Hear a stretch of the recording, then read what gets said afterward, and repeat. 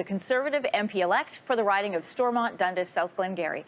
We spoke to Eric last August when, as the mayor of North Dundas, he lent his home to a family of Syrian refugees. Eric is back with us this morning. Good to have you in studio. Thanks for having me. First of all, the family knows of your win. How do they feel? Well, it's been great. I was over on Friday night for tea to kind of celebrate the election, and it's a new process for them in terms of being in Canada. There's a lot of firsts for them, and the election, they couldn't vote in the recent federal election, but they took a lawn sign for me, which meant a lot, and they've been doing wonderful. They've been the mother's going to, Danny is going to school, Adele is working full-time with benefits, and the kids are doing great in school. It's a real success story. Good to hear that you're still in contact with them. You are taking over from retired Conservative MP Guy Lozang. You worked for him when you were 18 years old. That's when you started your life in politics.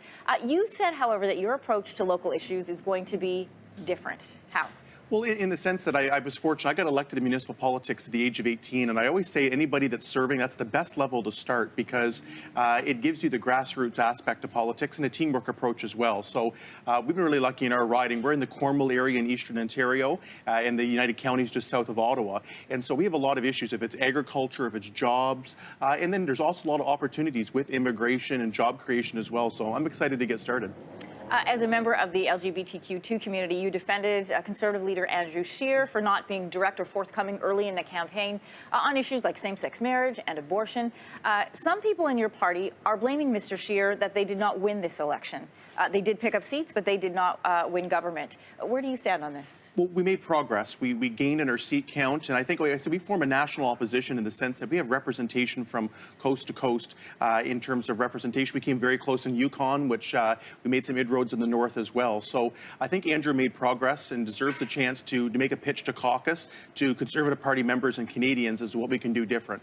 I've always been a supporter, obviously, of LGBTQ rights, and I will be in the House of Commons. And I think the more parties that have more diversity that can advocate for that, it's part of who I am, and I always will be. And I think when I talk to party members and I talk to new caucus colleagues, I think we need to work on how we make ourselves a modern Conservative Party, and that includes being more inclusive on that issue. And I'm looking forward to playing a role in that and helping shape that a little bit more in the coming months and years. What do you say to members of the community who question your choice to be an MP for the Conservative Party?